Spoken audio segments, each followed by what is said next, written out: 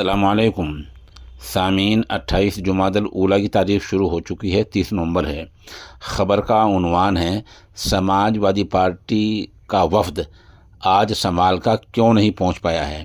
इस बारे में पार्टी के चीफ जनाब अखिलेश यादव का एक बयान आया है, वो हम आपको सुनवा देते हैं। इसके लिए हम इस्लामिक ट्यूशन मास्टर दिल्ली से कारी आरिफ साहब क़यामगढ़ी के शुक्रगुजार हैं।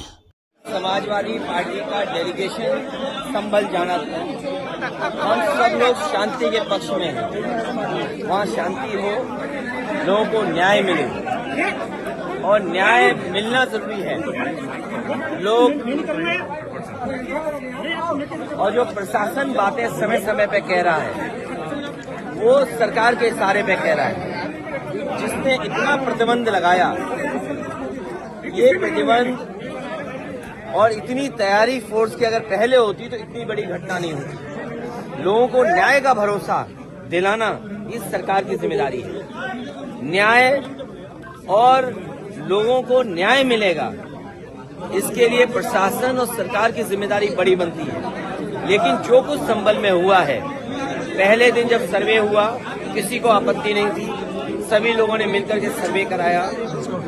आखिरकार दोबारा सर्वे क्यों करने का मन बनाया प्रशासन ने, दोबारा बनाया। और जब जा रहा था सर्वे की टीम में तो बीजेपी के कार्यकर्ता क्यों गए? ये पूरा का पूरा प्रशासन और सरकार का कराया हुआ झगड़ा है। अन्याय अगर किसी ने किया है तो सरकार और प्रशासन ने मिलकर किया है।